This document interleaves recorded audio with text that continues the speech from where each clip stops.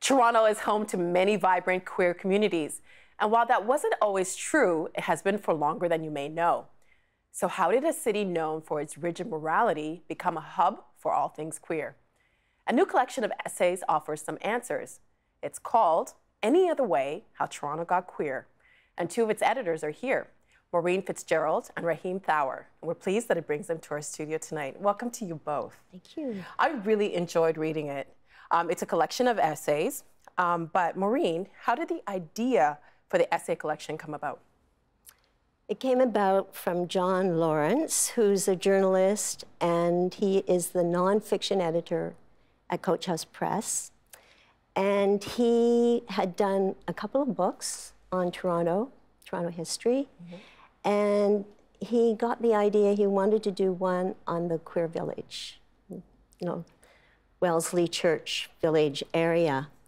And I had run into him a couple of times on sort of historic Toronto events. And he knew that I was interested in queer Toronto history as well as Toronto history. And I think he knew that I had some background in publishing. And he asked me if I would get together an editorial group around this idea of a book on the village. And yeah. And it became something bigger because it goes back into the 1800s, essays covering all sorts of issues. I know, it grew. It was a little project that grew. And when I contacted Tim McCaskill, who's a writer and activist. And he's also in he's book? One of the editors. And we met with John and the publisher, and we talked about this, and the first thing Tim and I said was, it's much larger than the village. It's grown out of the village, it's way bigger than that. And Tim also was very much aware that we were old and white, and we needed to get a larger group together. So that started a process that ended up, thankfully, with Rahim. And it wasn't easy, I have to say, because younger people are so busy working that when we did have we did have one person on the editorial group, but it's very hard to do a volunteer job. I mean, this was essentially a volunteer project. Especially living in a city like Toronto. Living in a city like Toronto, yeah. And Rahim, why was it important for you to be involved? I felt like, well, first I was honored to be asked to be part of an editorial committee. Publishing is not something I had done before. But also I felt connected to some other stories. So I also felt like I might be able to get contributors that I might have a connection with that other folks might not. And I also, guess I was just very taken by this project, right? Because I've always felt like I've not known Toronto's queer history. I feel like when we cite queer history, we borrow from San Francisco and New York often. And so I thought, this could be a really cool learning experience. And in addition, I would get to try and get pieces from queers of color or voices that are not heard as loud or as often. One of your essays was very funny. I was laughing out loud. You were talking about this idea of what you're supposed to look like as a gay man. We can talk about that later. Sure. But we also talked about the generational gap between younger and older queer people. What did you say to me? I think the way I see it is that a lot of older queers have made there's been some hard-won gains, and perhaps younger queer folk take some of those things for granted, right? And I say that in a context where I also think there's new struggles that have emerged and there's new things that we have to fight. I do think there's a bit of a disconnect generationally in our community.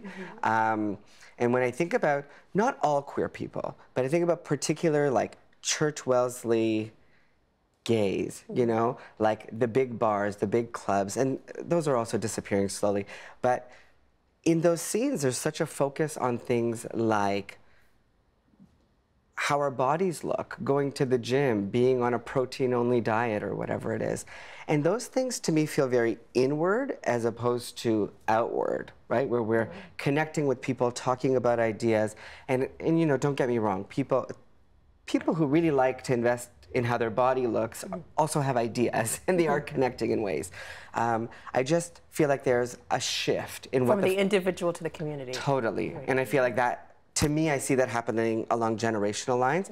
That being said, I do also think there's lots of, I make this distinction in the conclusion where we talk about gay versus queer, and I think there's lots of queer folks who are very interested in continuing community building and taking on intersectional struggles.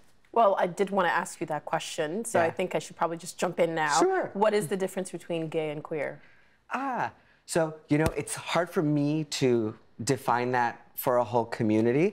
In my view, I think gay really connotes like a binary idea of sexuality, and it really speaks to who one is attracted to, right? So gay means I'm attracted to other guys, right?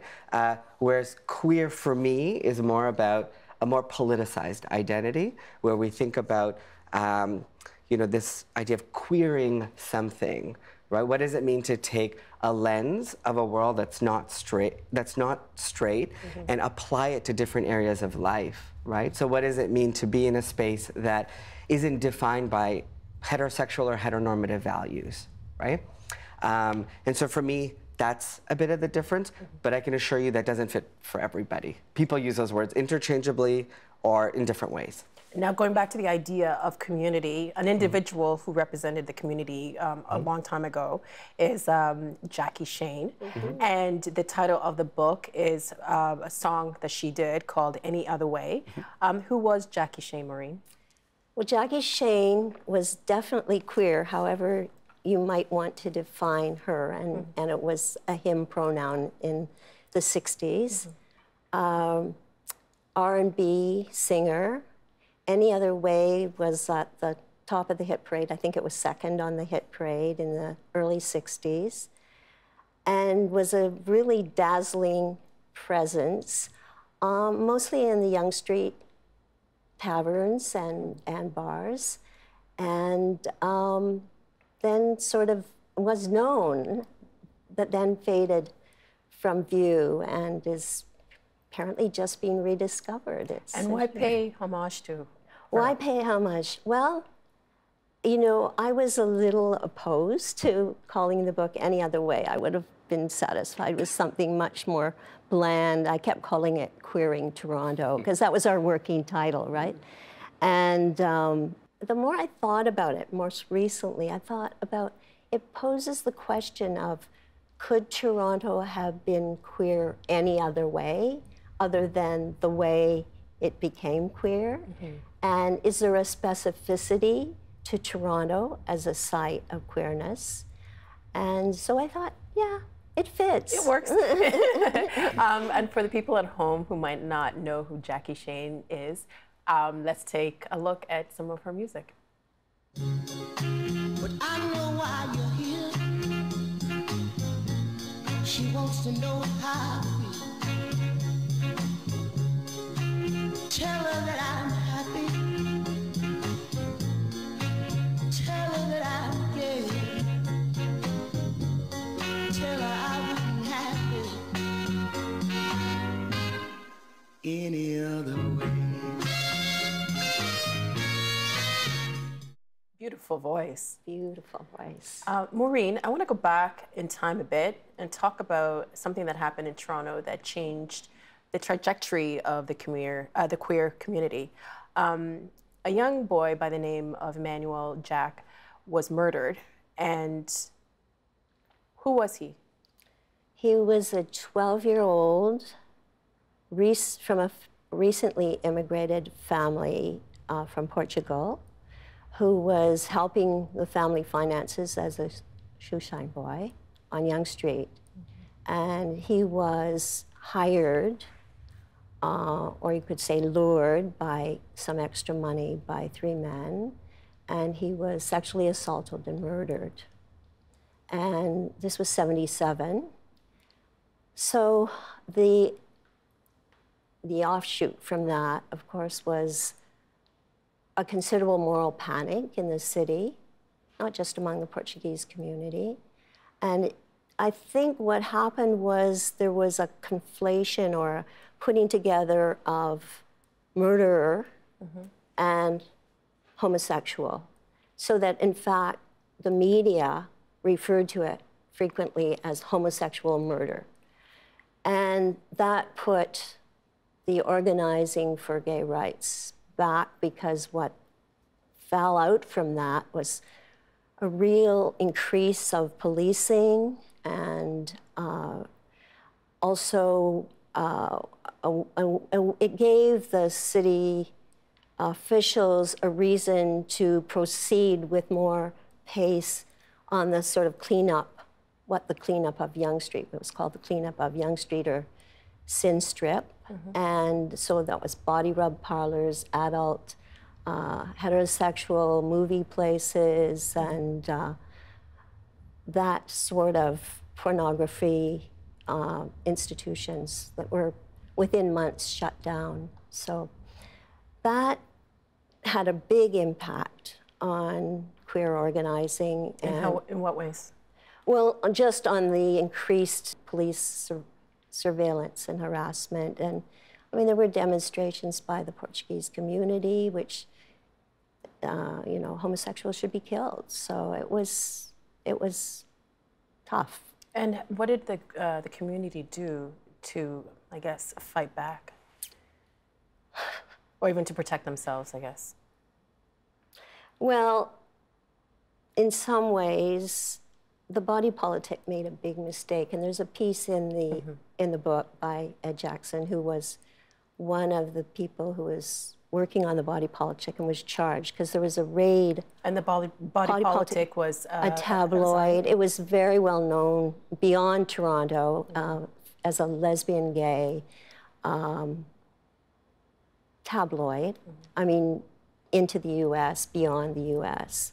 Oh, it was, in its day, the source of information for what was going on. And they published a column called Men Loving Boys, Loving Men. You're right. And bad timing, which Ed says, and he was one of the people that was charged. And so the Body Politic went through 6 years of trying to defend themselves. And it was really an effort to shut the BP down, but it didn't succeed. And the Body Politic went on to make other mistakes, I have to say, and Ed talks about in the book, particularly around race. And so the Body Politic folded, and then it became Extra became the tabloid. As a result of the raids, did you see, was the Body Politic able to galvanize activism in the city? Yes, absolutely. I should have mentioned that. Even though a lot of people were, especially lesbian feminists, objected to the article from various points of view, there was a really coming together of people around the attack on free expression. So it was a galvanizing moment. It was really one of the galvanizing moments. What kind of role has queer culture played in shaping Toronto? It's interesting, right? On the one hand, you can think about the village, full of queers or queer folk, and that's slowly expanding and moving out. And that started at Church in Wellesley. Church in Wellesley. That's one way to imagine it. But there's also imagining it from a different lens of like lots of enclaves, right? We have like lots of suburbs. We've always had various neighborhoods. So to think that in any demographic, in every place, there's going to be some queer people. And those people, just by existing, right? And pushing gender boundaries or gender lines are queering a space in a way, right? So just by existing, we impact the space we live in. And so, I mean, when we think about even smaller things that exist in schools across the city, right? There's like queerness that's budding, right? In organized ways everywhere. I'm also wondering, because of spaces, public spaces, Right. there was that incident with Steps at Second Cup. Yeah. And that was a place where everybody could meet. But with gentrification happening, how has that impacted the queer community in Toronto? Yeah. Well, I think what the impact is sort of business interests as opposed to cultural or activism and political interests. But it, you know, to go back to the question that Rahim raised about pockets, I was looking through queer production, like in terms of the arts, and when we would start with Jackie Shane on Yonge Street, but then it goes west. It moves west in the late 70s and 80s. To like Bloor Lansdowne area? Or like no, west? south of that. And maybe not even as far west as Lansdowne. But it made me realize whether we were talking about the 70s and video production and visual art, it was, and writing, publishing. And then you go into the 80s when Desh Pradesh was into the 90s. They went through the 90s. Oh, what was Desh Pradesh? Desh Pradesh was South Asian cultural festival. And in its heyday, it went for 5 days. And it was amazing. It came out of an organization called Kush, which was South Asian queer people, South Asian gay men, primarily. It struck me, wow, you know, Queer West, as they call it, instead of Queen West, has been shaping up since the 60s and the 70s. So it's like a pocket where queer artists and other artists got together and pushed forward into new and exciting mixtures of art. So I thought that's interesting. That's really cool. Yeah. Well, does the village then still have the same importance as it once did? I think in some ways. Yeah. I think in some ways, like, as a queer person, anytime I'm visiting a new city, I try to find the village. And I think lots of people do that, right? So we get to a place and we want to be among our people, or we want to know where we can be safe, or we want to find the equivalents of the same bars in other places. So I think the village is useful, and it has served for a long time for a place to organize. And to this day, I think, I mean, there's lots of events at the 519 LGBT Community Center, right? So I think it still has a role and it's important, right? But with condos going up, it's very expensive, right? So it's hard to live in and around the village, right? And I think people have been moving out for a long time and creating pockets all over the city. And unfortunately, a lot of those areas, so Queer West or all of Queen Street West, is also quite expensive to live in, right? So I think all of the spaces that we have created, some have been better documented than others. So what's going to happen to Toronto, like if we lose that part of the queer community in Toronto? Well, maybe Hamilton will be the next queer mecca. It's starting. And I wanted to add to that because I think at particular moments it was really important to have that centralization in the village. And why was it important? Well, during the AIDS crisis, around organizing, it's much easier. Even though, say, some organizations started, and one of the things about Toronto that's specific to Toronto, it's big enough that you can organize not just as queers or just as lesbians or gays or trans, but you can be gay and the pocketing together of like Kush. So you could be queer and South Asian, or ZAMI, which was Black Caribbean queer organization. Those organizations also, even though they started in the West End, I live in the West End, so I'm claiming the West End, they moved to be located in 519 and have meetings in the 519 rather than in people's houses. But the thing that struck me so much is, particularly during the AIDS crisis, how organizing within those organizations spawned AIDS action groups that could go into their communities in a much better way than maybe AIDS Action Now could do.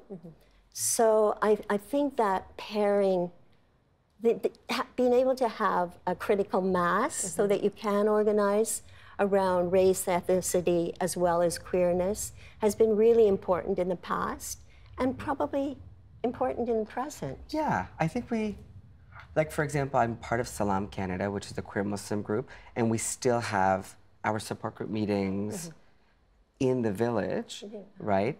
But a big critique of the village is that it can be predominantly white. So right? It's not inclusive. Yeah, and I think people kind of have this sense that, oh yeah, you can be who you are, right? But they miss the point, they miss the mark a little bit because they don't get what makes a space accessible, right? And as queers, we should know that having people who look like us, having our voices heard in community organizing, that kind of thing makes us feel part of a physical space, right? And so that gets missed sometimes. So what needs to be done to include everybody? Well, pride. Let's talk about pride. Well, I was going to ask about pride, of course, because pride, not only does it make Toronto a lot of money, but it is a big party, and once upon a time, pride was political. Is it still political? I think for a lot of people, it is political. I think we show up every year, we have a small community contingent float, and we try very much to be visible, right? And when I say we, I am speaking a lot from some of the groups that I've been part of, whether it was the Alliance for South Asian AIDS Prevention, or East Smiley Queers, or Salam Canada. You know, we've been trying very hard to be visible, and for us, that is inherently political. The part that feels, you know, very difficult is that people just see it as a party, and the people who are there to watch are, you know, mostly straight spectators, and some of the floats that get a lot of central space are like corporate advertising or, you know, corporate sponsorships. And I know we live in a time where we need that kind of money, but I would be fine with a smaller party, quite frankly, right? So that we could really take a look at what inclusion looks like. I think the big backlash to Black Lives Matter last year was, it really showed that we have lost a lot of our political roots, right? Because people couldn't comprehend why somebody would stop a parade for 20 minutes. Like, it's not actually that big a deal, right? And it's just a simple form of political action. And so for people to think, oh my gosh, you're disrupting my party, makes me think, oh my gosh, you're in the wrong place, you know? Well, I think that at some point you said in your article, queer means being inclusive. But to go back to the steps, I don't know whether we have time to go back there, but corporatization is everywhere in our society, and Toronto is becoming more and more corporatized, right? So I think the divisions that have always been there between activists and queer liberationists and those who are struggling, who are not in the struggle so much as claiming an identity as queer or lesbian or gay or trans. But that corporatization is part of some of, you know, queer people's mindset. So they do see it as not a problem. But it was a problem that when the Second Cup managers tried to move people off the steps, which was a big gathering place for people in the village. And they were interfering with business, and they were considered undesirable, a little bit riffraff, edgy, whatever. So they tried all these means to get them off the steps, and finally, what they did was they took the steps away. And, you know, that to me is a move toward respectability that is part and parcel of what's happening and is a challenge, I think, for us as communities, because I don't think we're really one community, but many communities. Right. And it's an issue. And the Second Cup is not there anymore. No, it's not there anymore. So if one of the essays that I read spoke about the ability, well, actually just having a space where people, all types of people, paying to go to club costs money. If you're in a wheelchair, you might not be able to get through the doors, but having something like the steps was really important for that particular group. Public space. Public what space. You mentioned earlier, yeah. How important, we only have like a minute left, but what would you like to see the city continue to push forward? I think, for me, I think the city really needs to focus on a large scale on an anti-poverty strategy. Because I think when we think about queer people, and we try to do inclusion of racialized folks, we tend to do it in a tokenized way, and we forget that, you know, women, people with disabilities, trans people, racialized folks, a lot of them struggle with poverty or issues of income, right? And so I think inclusion needs to start with class. It also needs to start with like cohesive pushback on being regulated by the state, right? So pushing back on the police being in our space all the time, you know, regulating and so-called cleaning things up, right? Because essentially they're there to clean or clean the space of poor folk, right? Who aren't really committing crimes other than hanging out in a public space, right? Just existing. Yeah, and condo owners don't like that. And Maureen, do you want anything? Housing, I'm with him. Yeah. Housing is a big issue, and being aware. I mean, anti-Black racism is a real issue in our city, and racism in general. So, it's through our movement and through our issues and through our Pride Parade. And hopefully, I mean, reading these essays, it gives you an understanding of the history of the queer community in Toronto and everything that's been done to get to this point. Yeah. I wish we had half an hour more, maybe another hour, because I still have so many questions to ask, but we've run out of time. Maureen, thank you so much for being here. Thank you. And Rahim, thank you so much for being here. It's been a pleasure. Help TVO create a better world through the power of learning. Visit tvo.org and make a tax-deductible donation today.